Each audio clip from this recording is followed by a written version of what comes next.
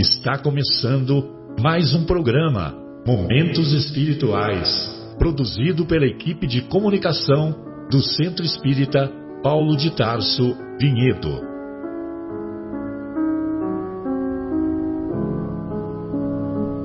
Se guardas contigo o estigma do sofrimento, indagando pela solução dos velhos problemas do ser e da dor, se percebes a nuvem que prenuncia a tormenta e o vórtice traiçoeiro das ondas em que navegas, vem conosco, estudemos a rota de nossa multimilenar romagem no tempo, para sentirmos o calor da flama de nosso próprio espírito, a palpitar, imorredouro na eternidade, e acendendo o lume da esperança, perceberemos juntos, em exaltação de alegria, que Deus, o Pai de infinita bondade, nos traçou a divina destinação para além das estrelas.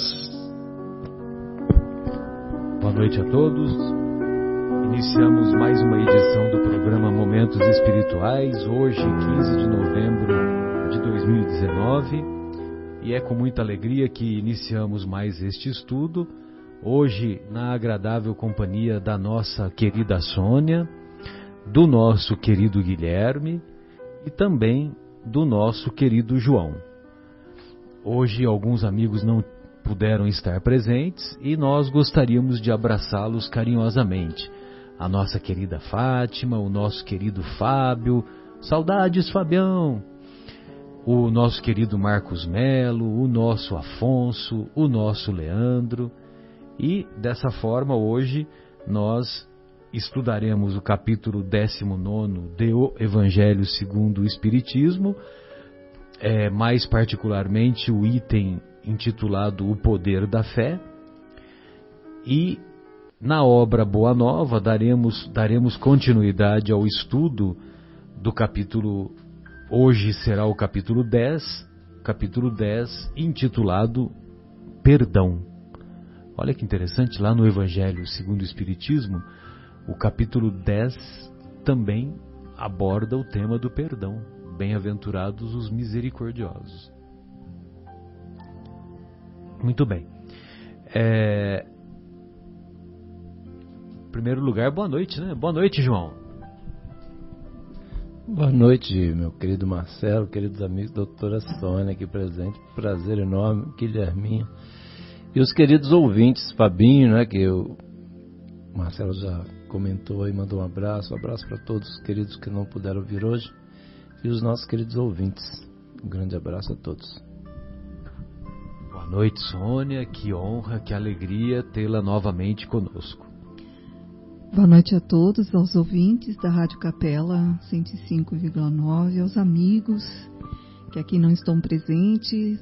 Também um beijo grande, é uma honra estar aqui novamente, compondo essa mesa maravilhosa, com tão ilustres personalidades aqui presentes, e que Deus abençoe a nossa reunião, para que flua aqui os conhecimentos que gostaríamos de ressaltar. Um beijo a todos. Boa noite, Guilherme, que honra recebê-lo novamente. Boa noite a todos, boa noite Marcelo, boa noite João, boa noite Sônia e todos que estão nos ouvindo. Bem, então, primeiro vamos fazer a leitura da passagem que o nosso querido Kardec escolheu para abrir esse capítulo intitulado A Fé Transporta Montanhas. E essa passagem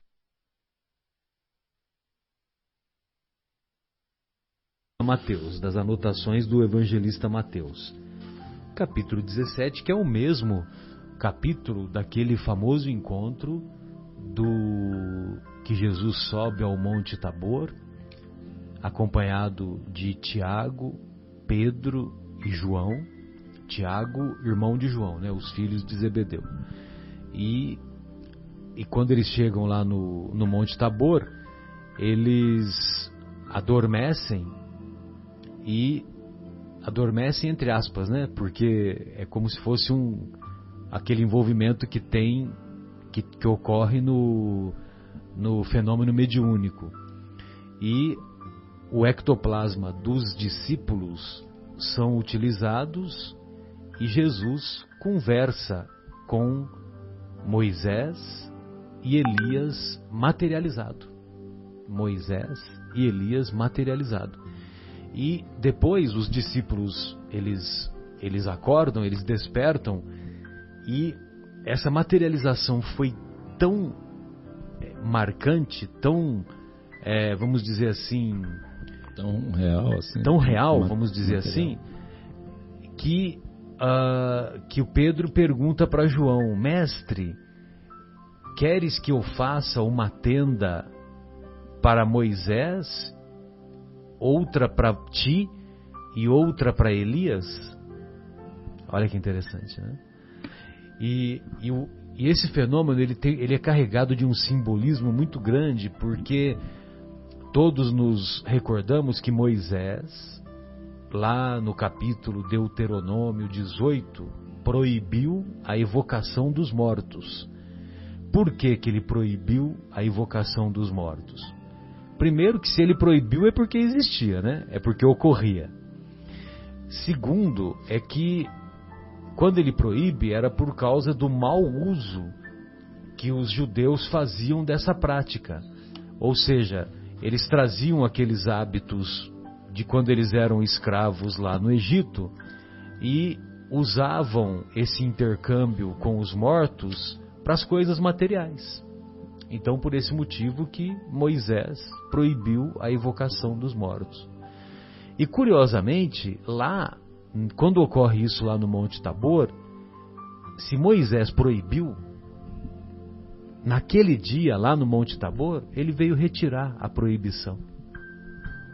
Porque trata-se de um fenômeno mediúnico, um fenômeno de materialização dos espíritos, um fenômeno de intercâmbio com os mortos. Então, certamente é os mortos entre aspas. Com os assim ditos mortos, né? Então, esse capítulo 17 realmente ele é muito tocante. Muito bem. Então, num determinado momento, assim o evangelista se expressa.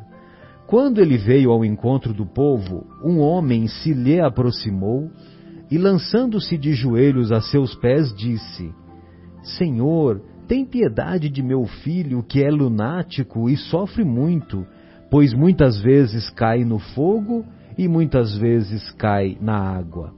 Apresentei-o aos teus discípulos, mas eles não o puderam curar. Jesus respondeu, dizendo: Ó raça incrédula e depravada, até quando estarei convosco? Até quando vos sofrerei? Trazei-me aqui esse menino. E tendo Jesus ameaçado o demônio, este saiu do menino, que no mesmo instante ficou são. Os discípulos vieram então ter com Jesus em particular e lhe perguntaram: Por que não podemos nós outros expulsar esse demônio? Respondeu-lhes Jesus: Por causa da vossa incredulidade. Pois em verdade vos digo, se tivesseis a fé do tamanho de um grão de mostarda, diríeis a esta montanha: transporta-te daí para ali, e ela se transportaria, e nada vos seria impossível. Bem, em primeiro lugar, só um comentário, né, que tendo Jesus ameaçado o demônio, né, quando fala ameaçado o demônio, então a gente precisa entender o que é a ameaça e o que é o demônio, né? Bom, demônio é uma palavra de origem grega que significa espírito. Na época de Jesus, não tinha o entendimento que depois, com o passar dos séculos, foi entendido o demônio como um ser, como uma entidade eternamente voltada para o mal. Então, demônio significa gênio, espírito, não necessariamente mal. Então, só que o que acontecia? Esse menino que era lunático, ele era um obsediado, ele era ele recebia aquela influência negativa do espírito obsessor, e esse espírito obsessor o induzia através do pensamento a que ele caísse na água ou caísse no fogo. Ou seja, ele fazia essa indução através desse fenômeno de obsessão, desse fenômeno de sintonia espiritual. Para que haja a obsessão, é preciso que haja a sintonia do espírito encarnado com o espírito desencarnado. E se nós não temos o autocontrole necessário, nós entramos em sintonia com espíritos menos felizes que nos induzem a práticas infelizes, igualmente infelizes. Muito bem. E como esse menino, esse jovem, sofria dessa perseguição espiritual, vamos dizer assim, dessa obsessão espiritual, quando Jesus, imagine vocês, Jesus, quando estabeleceu a sua prática, a sua ação caridosa naqueles 3 anos, certamente que ele era acompanhado de uma equipe espiritual. Então, essa equipe espiritual dava suporte para ele. Então, quando está escrito pelo evangelista, tendo Jesus ameaçado o demônio, não é que ameaçou e expulsou, porque Jesus, imagina, é um Cristo planetário, é um espírito governador do planeta. Jesus não vai expulsar ninguém de perto de si. O que Jesus vai fazer é encaminhar esses espíritos. Então esses espíritos foram encaminhados, foram socorridos, certamente foram doutrinados, foram curados pela equipe espiritual que acompanhava o mestre, e cessada aquela influência negativa sobre o menino, sobre o filho daquele homem, essa influência negativa tendo desaparecido, o garoto ficou curado, né? Então, é dessa maneira que nós devemos entender, né? Expulsou o demônio, né? Expulsou daquela ideia de que, olha, eu não quero te ver nunca mais. E não é assim, né? Fica uma expressão meio agressiva, né, Exato. Marcelo? Não existe nada, muito pelo contrário, não existe nada de agressão nesse processo, né? Em reuniões mediúnicas, né, que acontecem, né, que a gente presencia, o que rola ali é muito carinho, né? Muito amor, né? Os espíritos são absolutamente acolhidos e atendidos e encaminhados pelos nossos benfeitores espirituais, que são assim repletos de muito amor e muito carinho, né? Exatamente. Então, eles orientam, né? Eles orientam, os benfeitores espirituais orientam aqueles espíritos. Muito bem, mas no tocante ao assunto que nós vamos falar, né, sobre a fé, que se tivéssemos a fé do tamanho de um grão de mostarda, e essa comparação é uma comparação brilhante que o mestre faz, sempre fazendo analogias com os fenômenos da natureza. Então ele simboliza a semente de mostarda, que é uma semente minúscula, muito pequena mesmo. Quem quiser, basta pesquisar na internet, vocês vão poder ver que a semente de mostarda é muito pequena. É a cabeça de um alfinete. De um alfinete, exatamente. E ela é bem dura, né, Sônia? É bem endurecida.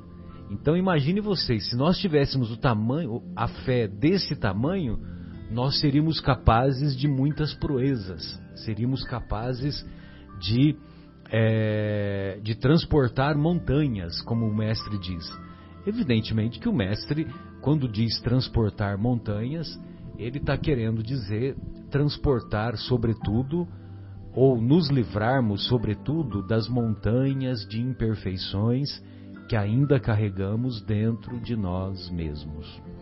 Aquelas nossas velhas, conhecidas, nossas velhas dificuldades, né?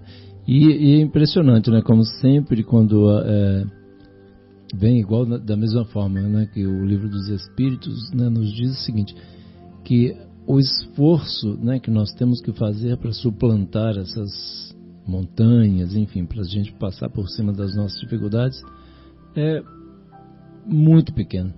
É só a gente tomar a decisão e falar, não, a partir de agora eu vou fazer isso. E aí a gente faz, né, Sônia? É a questão 909, né? Que fala se nós conseguiríamos superar ou melhorar as nossas condições terrenas para se tornarmos espíritos melhores. Eu estou fazendo um resuminho breve.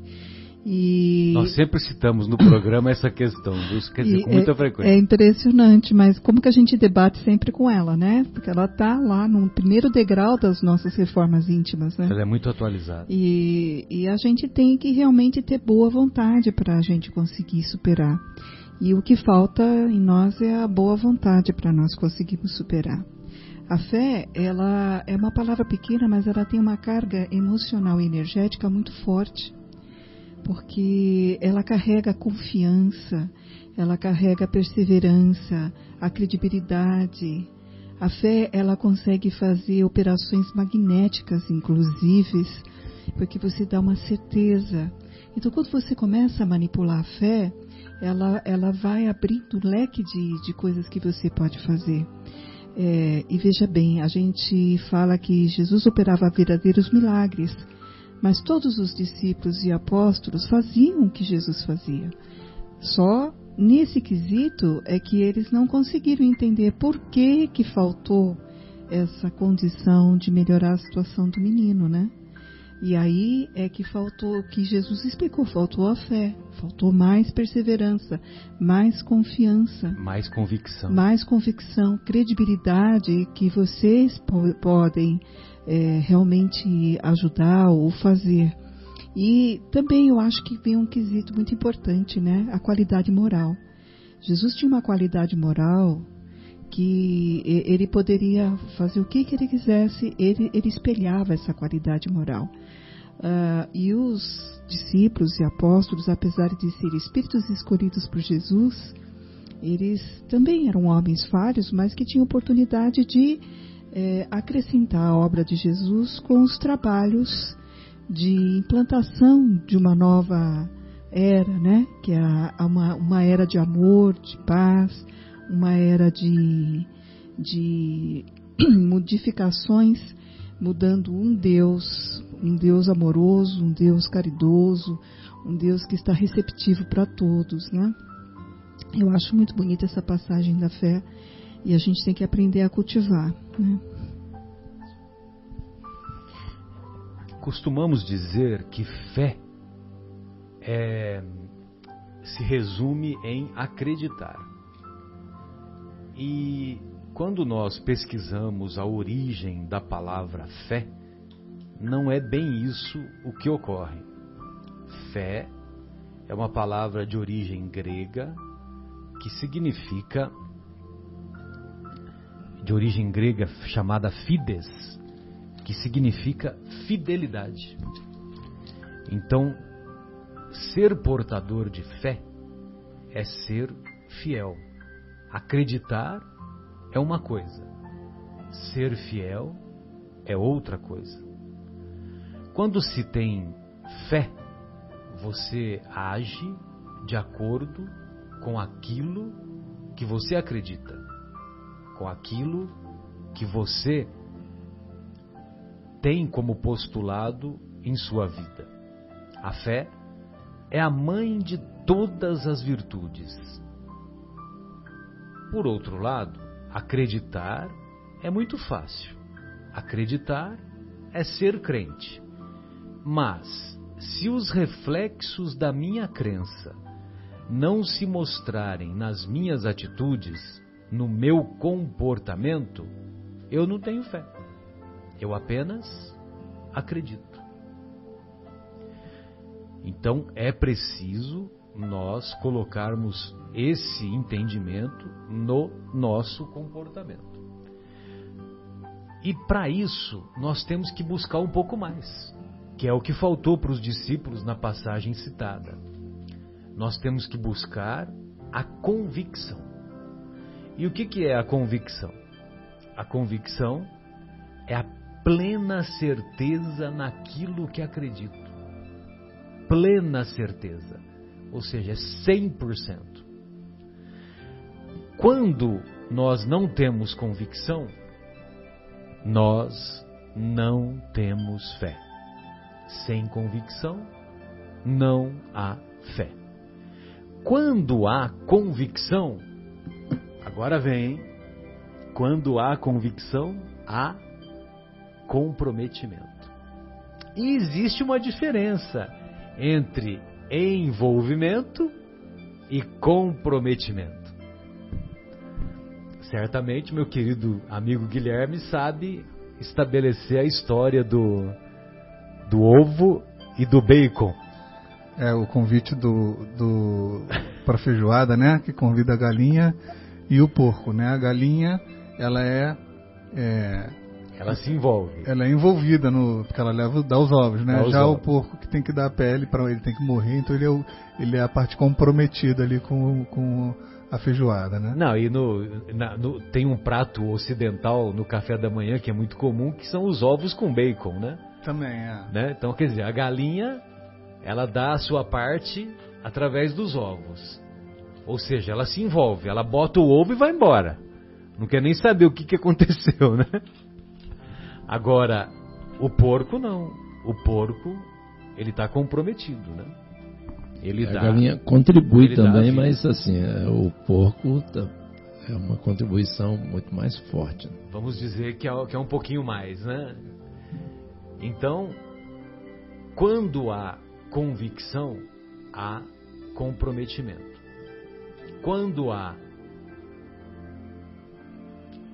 não há comprometimento, há apenas envolvimento.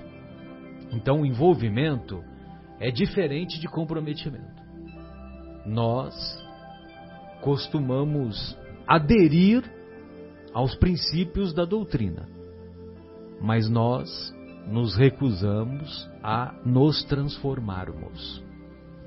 Então, adesão é uma coisa, transformação é outra. Evidente que estou dando exemplos gerais, né? Exemplos genéricos, porque embora nós sejamos dotados de imperfeições, isso não significa que nós estaremos com essas imperfeições para todo sempre e que essas imperfeições, algumas coisas nós já não melhoramos, entendeu? Mas nós podemos fazer mais. Então imagine vocês, o Paulo de Tarso. Paulo de Tarso chegou lá na estrada de Damasco e, longe de mim querer nos compararmos com Paulo de Tarso. Evidente, né? É só para ilustrar. Apenas como ilustração. Mas é uma ilustração muito significativa, né, João? Porque até a estrada de Damasco, o Paulo de Tarso, que na época era Saulo ainda, né? Ele era um criminoso. Inclusive, o motivo da ida dele a Damasco era um motivo, assim, não muito nobre, né? Era um motivo para perseguir o Ananias. Pois exatamente, ele estava perseguindo. Que ele tinha uma carta de prisão para o Ananias. Porque ele considerava que ele era responsável pela morte da noiva, né? Isso. Abigail. Abigail, embora essa passagem não se encontre nos Atos dos Apóstolos, né? Essa passagem encontra-se no Paulo e Estevão. Isso. Porque a personagem Abigail não é relatada no Atos dos Apóstolos. Mas no Paulo e Estevão é bem detalhada. Muito bem, aí ele já tinha mandado matar o Estevão e tinha iniciado uma perseguição contra os seguidores de Jesus, porque ainda não se utilizava o termo cristãos, né? Ele tinha iniciado a perseguição aos seguidores de Jesus, e quando se fala assim, Saulo perseguia os cristãos, né? Ou perseguia os seguidores de Jesus, dá a impressão que Saulo corria atrás, mas nunca chegava, entendeu? E não era assim, né? Ele não só prendia, como condenava condenava, mandava matar e simplesmente eram julgamentos arbitrários, inclusive. O cara que era preso não tinha muita conversa, não. Tanto é que houve uma debandada dos seguidores de Jesus, que eles foram para outras regiões. E foi bom eles terem ido para outras regiões, porque foram implantados núcleos de ensino evangélico nessas outras regiões. Né? Pois não, Sônia? É interessante a gente dar uma ressalva, porque Saulo, até então Saulo, né, como judeu, ele defendia muito a Deus e toda a conformação judaica sobre os ensinos de Moisés. Os ensinos, né, de Moisés. Então ele defendia, ele achava que ele estava fazendo certo, né? Eu estou defendendo Deus, eu vou matar todos aqueles que estão contra Moisés, contra Deus. Então ele achava que ele estava fazendo coisa certa. Ele não era mal por fazer uma maldade, mas ele estava numa situação de defesa, né? De defender a Deus, porém equivocadamente. Exato. E quando ele foi despertado com a aparição de Jesus na estrada de Damasco, é como se o véu fosse removido, né? E ele só se ajoelhou e falou para Jesus: que queres que eu faça? Porque ele teve um senso de compreensão, uma visão de tudo. E aí ele se redimiu. Ele não ficou sentado numa pedrinha se lastimando. Ih, olha, matei não sei quantos mil cristãos, e agora? O que eu vou fazer? Eu peguei o caminho da direita e era para pegar da esquerda, fiz tudo errado. Não, ele tentou usar aquela mesma perseverança, aquela mesma estrutura dele, né, que ele era um homem que lutava pelo bem, para com o bem, né, essa energia que ele tinha, e trabalhou a favor de Jesus. E graças a ele que o cristianismo, a partir da estrada, né, de Damasco. A partir da estrada de Damasco. Mudou o nome, né? Ele ficou em reflexão por 3 anos. Mudou o nome de Saulo para Paulo. Depois de alguns anos, né? Depois de alguns anos. Não é só esses 3 anos, é bem depois. Tem essa história que ele ficou também no deserto uns 3 anos também, né? A companhia de Áquila e Prisca. Áquila e Prisca ele cita em algumas cartas. Ele era... que fugiram de Jerusalém dele, por causa da perseguição dele. Com certeza. Mas, no entanto, ele mudou a história, né? Ele mudou a história e deu um final diferente, como o Chico fala, né? Não posso voltar para trás e mudar aquilo que já foi feito. Mas eu posso, daqui para frente, começar algo diferente e fazer um futuro diferente. E foi o que ele fez, né? Sensacional, exatamente. Então, e nesse modelo de adesão e transformação que eu estou colocando, viu, Sônia? Quando ele encontra-se com o mestre, que ele tem aquela visão espiritual, Jesus se apresenta e diz que eu sou Jesus. Aí, que queres que eu faça? E Jesus tinha falado: não recalcitres contra os aguilhões. Ou seja, não seja teimoso me perseguindo. Porque no íntimo dele já tinha algumas mudanças. Pode falar, João, fica à vontade. Não, eu só ia lembrar que assim, primeiro, né, convidar os ouvintes, né, para ler, né, o Paulo Estevão, né, que é um livro sensacional, o melhor livro que eu já li algumas vezes, né? Pelo menos nessa encadernação aqui, algumas vezes. Mas lá o Emmanuel, né, cita que assim, o Saulo, ele já vinha, desde que saiu de lá, ele já não estava bem, ele já estava sentindo que algo grandioso ia acontecer com ele, né? Sim, estava trabalhando o seu mundo íntimo. O mundo íntimo, ele já tinha alguma coisa, ele já estava sentindo que o que ele estava fazendo tinha alguma coisa errada, e que algo grande, muito grandioso ia acontecer na vida dele. E realmente, essa aparição de Jesus foi um acontecimento assim, nossa, é muito marcante, né? Impressionante. Houve uma mudança de 180 graus, né? Não pode, olha, na nossa vida não pode ter mudança de 360, né? Porque de 360 você volta para o mesmo local. Lugar, exatamente. Você pode dizer, eu dei uma guinada na minha vida de 180 graus, mas uma guinada de 360 não é legal.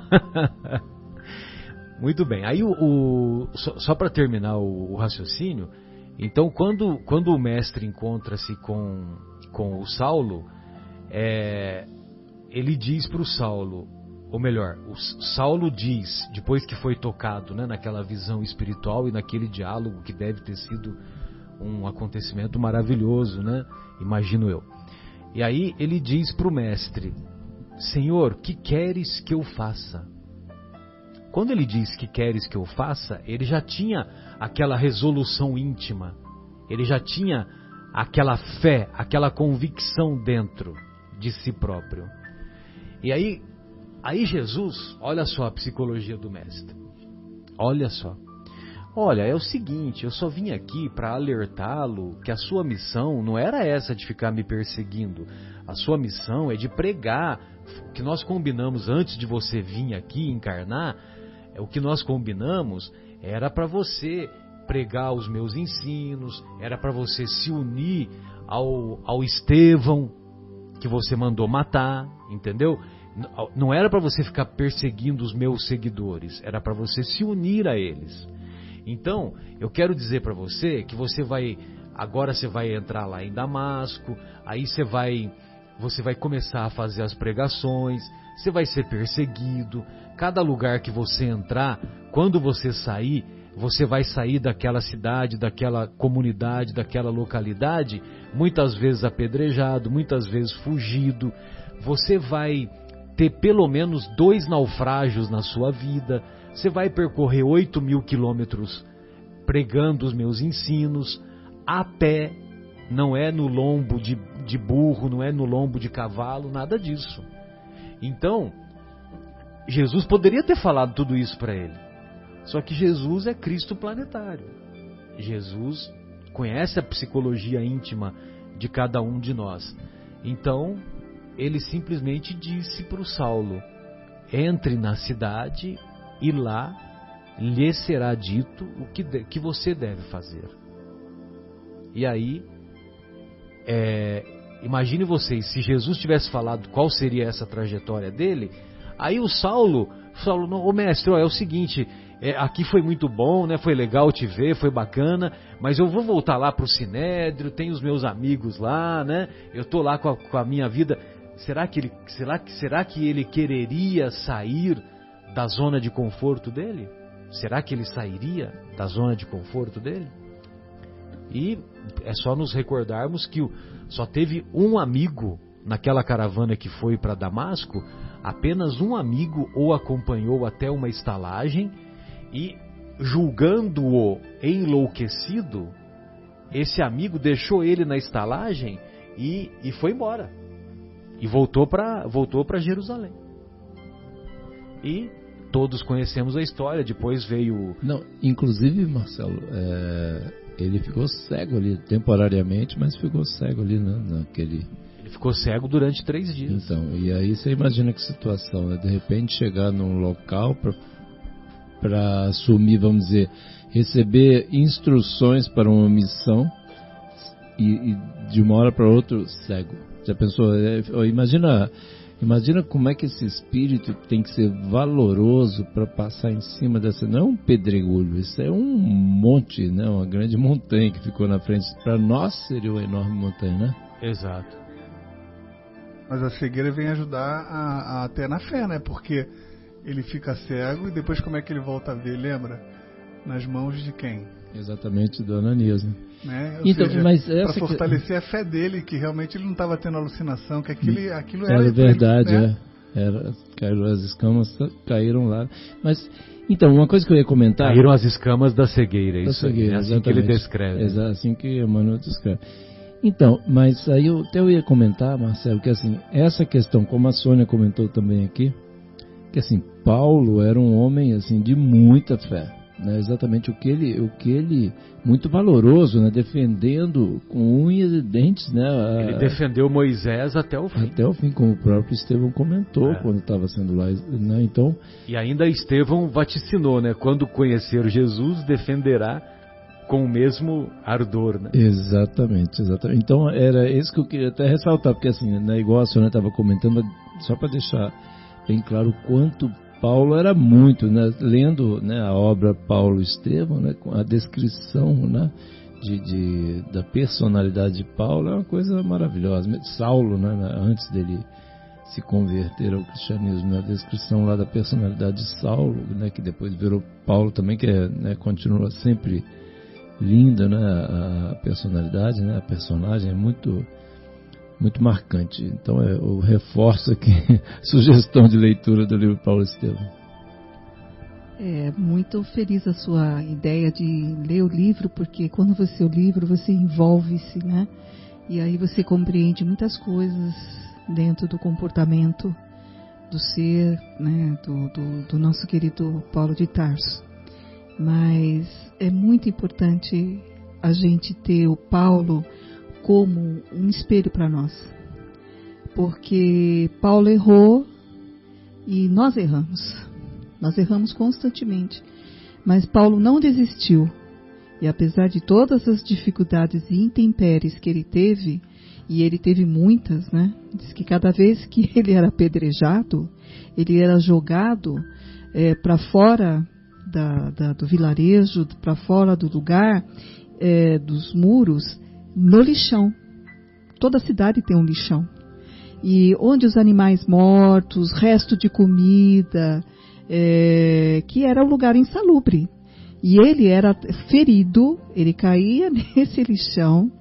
E claro, como ele tinha uma missão, ele era muito bem protegido pela equipe de Jesus, né? Ele não pegava uma infecção sequer. Ele sarava a custos e dificuldades dentro da organização corpórea, né? Que tem o seu processo de cicatrização. Mas ele não se infectava, porque ele tinha uma proteção do alto para que isso não acontecesse. Você imagina, moribundo cair dentro do lixão, lugar com moscas, animais mortos, e as dificuldades que tinham, e ele conseguir se levantar, e ele não desistiu.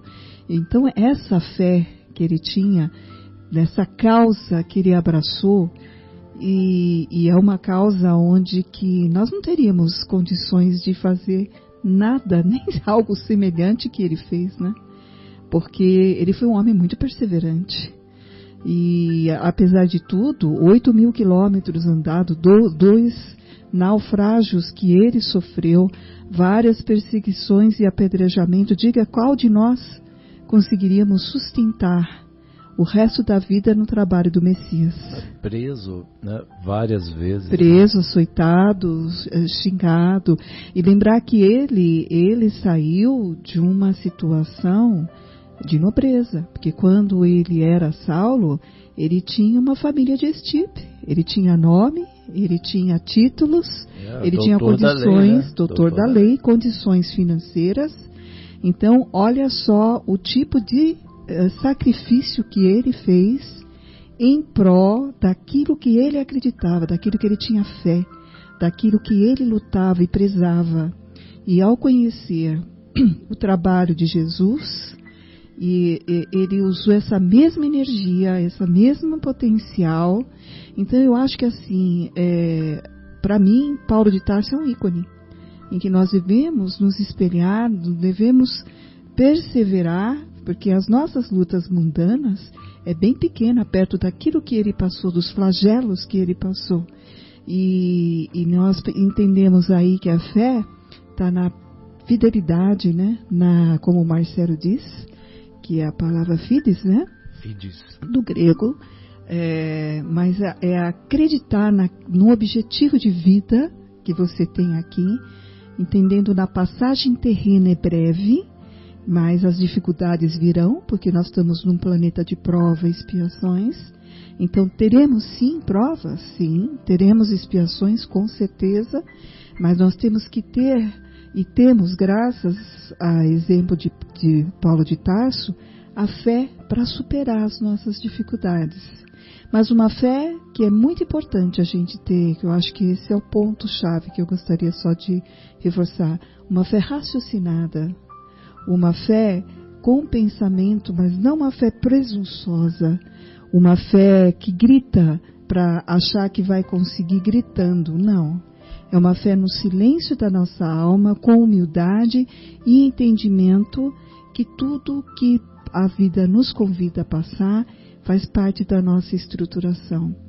E a população mundial está precisando criar fé dentro da gente. Não à toa os suicídios têm aumentado. E eu acho que o propósito dessa nosso estudo de hoje sobre a fé é para acrescentar ao ser humano a fé e a esperança na vida, que é tão difícil a gente chegar até aqui esse plano. Tantas situações são formadas para que a família se junte no mesmo momento, no mesmo espaço, no mesmo palco, no mesmo lugar, para construir a nossa vida e superar as nossas dificuldades. E nós não podemos nos deixar vacilar pela primeira frustração, pelas primeiras dificuldades que a gente vê. E hoje a gente vê que o jovem, ele não tem fé nenhuma. O jovem, as pessoas são tão maquinalmente mecânicas e materialistas que eles não têm uma filosofia de vida, né? Tudo e não aceitam frustrações, não aceitam dificuldades, não aceitam o segundo lugar, não aceitam a espera. A ansiedade é uma coisa que movimenta uma roda de frustrações muito grande e parece uma bola de neve crescente. Nós temos que ter fé, porque é o único sentimento que vai dar uma parada na humanidade e despertar deste sonho maluco, né? Que a gente tem, que a vida extingue a hora que eu cerro os olhos. Para onde eu vou quando eu cerrar os meus olhos? Eu tenho noção? Infelizmente, eu vejo jovens acharem que quando fecho os olhos, a única diferença é que eles vão nos ver, mas nós não veremos eles. É o sentimento que eu pego dentro dos hospitais aos jovens que tentam suicídio. E quanto que falta fé neles na vida. Então é muito importante cada um de nós, ouvintes desse programa, que estuda o Espiritismo, que abraça essa causa, que nós possamos ser uma célula a cada lugar onde nós estarmos, para ajudarmos a humanidade a despertar a fé e a credibilidade que é tudo uma fase. E a gente vai conseguir superar com fé em Deus, com fé nas determinações, que nós somos sempre amparados. Muito bem, então vejam vocês, né, que poucas pessoas demonstraram essa fé aliada à convicção, como Paulo de Tarso. E nessa história de fé e convicção, isso me remete a uma história que ilustra bem esse sentimento de fé, quando numa determinada comunidade lá no interior dos Estados Unidos, uma determinada comunidade que fazia mais de 4 meses que não chovia e a população estava passando muitas dificuldades naquela região. E eles souberam de um senhor muito pio, um senhor muito bom, que ele, quando era solicitado para que ele fosse auxiliar uma determinada comunidade, ele tinha tamanha fé que quando ele era chamado para orar por determinadas situações das mais variadas comunidades, que quando ele era chamado, que as coisas aconteciam, né? Que os problemas eram efetivamente resolvidos, né? Vamos dizer assim. E aí então, nessa comunidade, lembraram-se, ou melhor, o nome dele foi indicado, entraram em contato com ele e ele mandou o recado dizendo: olha, eu vou até aí sem problema nenhum, mas para eu ir, para eu fazer a oração, eu tenho que ter certeza que vocês têm fé. Porque se eu não tiver certeza que vocês têm fé, eu vou embora. Eu não quero saber. Eu vou embora e vocês que resolvam o problema de outra maneira. Muito bem. Aí ele chegou nessa determinada comunidade, com o objetivo de pedir a Deus, né, de orar para que fosse possível chover e a chuva trouxesse melhorias, né, para aquela comunidade, voltasse a trazer essas melhorias. Então ele chegou lá, toda aquela comunidade se reuniu lá no interior dos Estados Unidos. É muito comum a igreja de origem protestante, e eles foram lá nessa igreja protestante, todos se reuniram o senhor que foi chamado estava lá, e ele tomou a palavra e disse: olha, não vai ter oração, eu vou embora, foi um prazer conhecê-los, um abraço, fui, tchau. Aí todo mundo: mas como? Nós estamos aqui angustiados, estamos aqui torcendo, né? Viemos aqui na esperança de que você pudesse resolver o nosso problema. Aí ele disse: olha, eu avisei que eu só viria se eu tivesse certeza que vocês têm fé.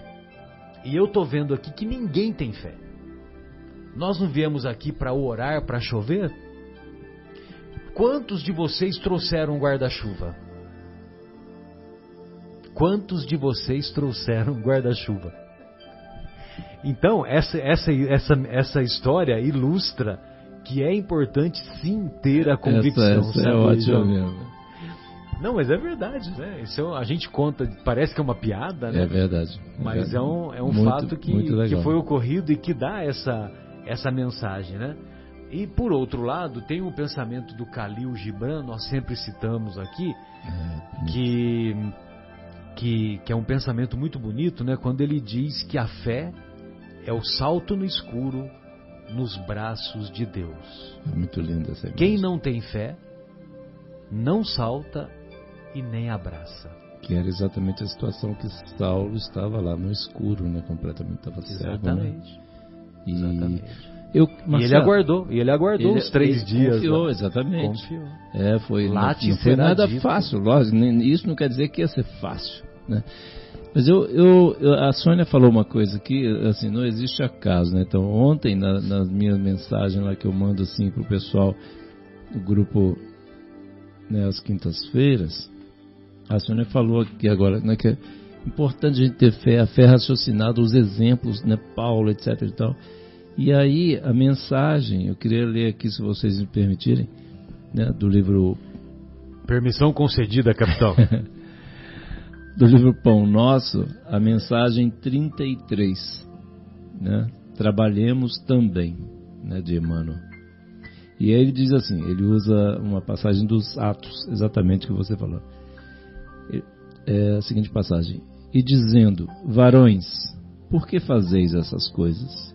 Nós também somos homens como vós, sujeitos às mesmas paixões. Isso é em Atos, capítulo 14, versículo 15. Então, o Emmanuel, ele discorre em cima dessa mensagem o seguinte, ele diz assim: o grito de Paulo e Barnabé ainda repercute entre os aprendizes fiéis. A família cristã, muita vez, ha desejado perpetuar a ilusão dos habitantes de Listra, que era a cidade que eles estavam, né, visitando. Os missionários da revelação não possuem privilégios ante o espírito de testemunho pessoal no serviço. As realizações que poderíamos apontar por graça ou prerrogativa especial nada mais exprimem senão o profundo esforço deles mesmos no sentido de aprender e aplicar com Jesus. O Cristo não fundou com a sua doutrina um sistema de deuses e devotos separados entre si. Criou o vigoroso organismo de transformação espiritual para o bem supremo, destinado a todos os corações, sedentos de luz, amor e verdade. No Evangelho, vemos Madalena arrastando dolorosos enganos, Paulo perseguindo ideais salvadores, Pedro negando o divino amigo, Marcos em luta com as próprias hesitações. Entretanto, ainda aí contemplamos a filha de Magdala renovada no caminho redentor, o grande perseguidor convertido em arauto da Boa Nova, o discípulo frágil conduzido à glória espiritual e o companheiro vacilante transformado em evangelista da humanidade inteira. O cristianismo é fonte bendita de restauração da alma para Deus. O mal de muitos aprendizes procede da idolatria a que se entregam em derredor dos valorosos expoentes da fé viva que aceitam no sacrifício a verdadeira fórmula de elevação. Imaginam-nos em tronos de fantasia e rojam-se-lhe aos pés, sentindo-se confundidos, inaptos e miseráveis, esquecendo que o Pai concede a todos os filhos as energias necessárias à vitória. Naturalmente, todos devemos amor e respeito aos grandes vultos do caminho cristão. Todavia, por isto mesmo, não podemos olvidar que Paulo e Pedro, como tantos outros, saíram das fraquezas humanas para os dons celestiais e que o planeta terreno é uma escola de iluminação, poder e triunfo, sempre que buscamos entender-lhe a grandiosa missão. Então, que coisa sensacional pra gente. A Sônia puxou essa coisa, eu nem ia puxar essa lição de ontem, estava pensando, mas na hora que ela falou do exemplo de Paulo, aí eu puxei e falei, não, sim, então é pra gente falar essa questão, porque assim, a gente fica preso, amarrado à questão de idolatrar a imagem de Paulo. Não, é pra gente usar a imagem, olha o que ele fez, olha de onde ele saiu, para onde ele chegou. Pedro que negou Cristo lá, né? Olha o papel que ele fez, é só a gente ler nos livros, né? É o próprio Marcos Evangelista, que ele participou da primeira viagem de Paulo. A primeira viagem de Paulo foi acompanhada de Paulo, Barnabé e Marcos. Marcos era sobrinho de Pedro. Aí chegou na metade da viagem, ele falou, ô Saulo, isso não é pra mim não, viu? E ele pegou e voltou. Ele voltou, só que ele volta e depois, quando ele volta, ele acaba sendo o autor de um dos evangelhos. Exatamente. E se ele foi um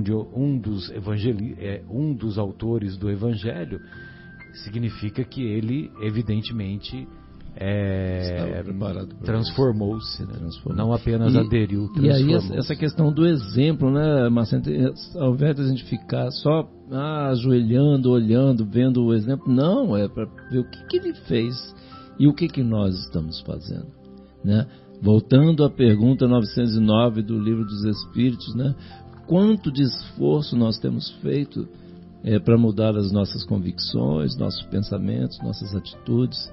Quanto esforço a gente tem efetivamente, assim, honestamente, sinceramente feito? E para a gente aproveitar como, né, já foi dito, nós precisamos, o Haroldo acho que falou, né? Quem foi que falou, que eu não lembro agora, fugiu, que nós precisamos aproveitar essa encarnação, né? Nós já estamos aqui, deu uma mão de obra danada para a gente chegar aqui, convencer o pai e a mãe para nascer nós lá, aqueles trupicinhos, né? Estamos aqui. E a gente chegar e agora ficar só enrolando, chegar no final da encarnação lá, o nosso mentor espiritual vai chegar lá, João, e aí, o que você fez? Nada, só uma coisinha ou outra lá, mais ou menos, meia boca. É bem lembrado isso, principalmente que os espíritas foi dado uma concessão, né, para nós. Nós, como todos os espíritos reencarnacionistas, nós tivemos os nossos erros nas nossas vidas passadas, mas o convite de Jesus para que nós pudéssemos elevar a obra dele é uma chance de nós nos redimirmos do nosso mal. E quanto mais conhecimento, muito será cobrado àquele que muito lhe foi dado. O que foi dado? Conhecimento. Se você tem conhecimento, vai ser cobrado esse conhecimento da responsabilidade que você tem sobre isso. Então nós temos um dever para com Jesus, um dever muito sério de que todo esse conhecimento que nos chega não fique só em palavras, mas que nós possamos ser atuantes, né? Atuar. E mais uma vez, Paulo de Tarso fala, né? Que a caridade, né, é o amor em ação. Não adianta, você pode ter fé, pode ter esperança, mas você também tem que ter a caridade. E a caridade é a prática. Não adianta você falar e não praticar. Então é um conjunto, né? Um conjunto da obra aí para a gente conseguir superar. Hoje a lição da fé é o que está em destaque, né? E nós temos que ter essa responsabilidade com Jesus, para que essa obra seja divulgada e possa atingir todos os corações e despertar, né? Despertar a responsabilidade, porque a oportunidade de reencarnação é difícil. E uma vez que ela chega, a gente tem que saber cumpri-la. Porque a hora que a gente for embora vai ser cobrado. O que a gente fez? O que nós nos comprometemos? Até onde nós, né, realmente vestimos a camisa de Jesus Cristo, né, em cima do trabalho dele. É essa situação que a gente tem que ter na mente, né? Pois não, pode falar, João.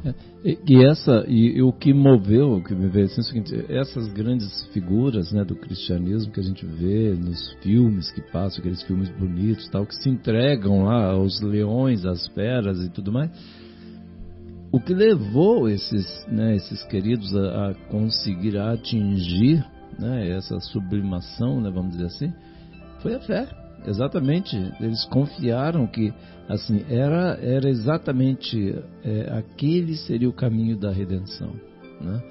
E ali que eles iam, com aquela atitude, com aquela coragem, com aquela assim, eles estavam efetivamente empenhados em defender o mestre até a última das consequências, que era o desencarne, né? E muitos foram, né, aos circos, né, foram atirados às feras. E hoje a gente nem precisa mais fazer isso. A gente só precisa criar coragem, né? Ter a coragem de mudar e de realmente passar a agir diferente, né? A honrar. É tudo isso. E a gente sempre comenta aqui, né, Guilherme, né, Marcelo, quantas horas, quantos programas a gente já vê, quantas horas de evangelho, quantos livros a gente já leu. E o que a gente está fazendo com isso? Como o Marcelo sempre diz, né?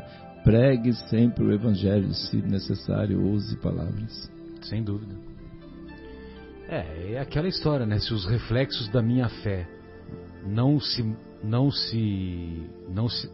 casam com o meu comportamento, eu apenas acredito. Por isso que é importante ter a convicção, porque a convicção leva ao comprometimento. Todos esses exemplos que foram citados anteriormente transformaram-se em pessoas comprometidas com o ideal cristão, comprometidas com o ideal de solidariedade, de amor, de fraternidade. E a doutrina espírita também, através principalmente dos princípios básicos, Deus, imortalidade da alma, comunicabilidade com os espíritos, reencarnação, pluralidade dos mundos habitados. Não basta eu apenas acreditar nesses princípios.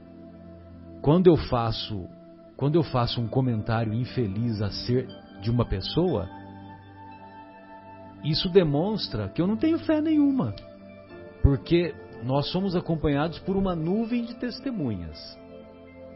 Então, se eu faço um comentário infeliz, achando que aquela pessoa vai guardar para si aquele comentário, e muitas vezes guarda, né? Muitas vezes guarda para si. Mas eu mostro que eu não tenho fé nenhuma, eu não acredito na imortalidade da alma, eu não acredito na comunicabilidade dos espíritos. Primeiro, porque quando eu faço um comentário infeliz, é como se eu estivesse colocando veneno no ouvido de quem me ouve. E depois, porque aquele comentário pode até morrer com aquele nosso interlocutor, a pessoa que está nos ouvindo. Mas outros espíritos ouviram a nossa conversa. E aí eu me lembro do Gandhi, né? Que o Gandhi, uma senhora procurou o Gandhi pro Gandhi falar pro filho parar de comer açúcar, porque o filho estava comendo muito açúcar. Aí o Gandhi falou: olha, a senhora volta daqui a 15 dias. Aí 15 dias depois, ele falou pro garoto: você tem que parar de comer açúcar. Mas é só isso que o senhor vai falar para ele? Eu vim de tão longe pro senhor só falar isso? Minha filha, é que nesse período aí eu também estava comendo muito açúcar. Então, quer dizer, eu não tinha moral para dar o exemplo, né? Não tinha moral. E essa você falou, né? Quer dizer, na realidade, assim, a gente precisa reconhecer, né, os pontos que nós estamos tentando. Porém, né, a gente tem que ter muito claro na nossa mente, né, que assim, se a gente fala, né, a gente prega, vamos dizer, alguma coisa e a gente faz outra, desculpa, né, o termo que eu vou usar aqui, mas assim, é hipocrisia, né? Então nós precisamos parar de hipocrisia, porque assim, igual aquela história, quem é mesmo que a gente está querendo enganar aqui, né? Me lembra aí que eu esqueci. A si próprio. Então, quer dizer, não faz sentido, né? Então, assim, nós precisamos aproveitar essa bendita oportunidade, né, que é da encarnação e seguirmos em frente, renovando esse nosso velho coração. Então, vamos agora para o nosso super intervalo musical. Com a música Rompendo em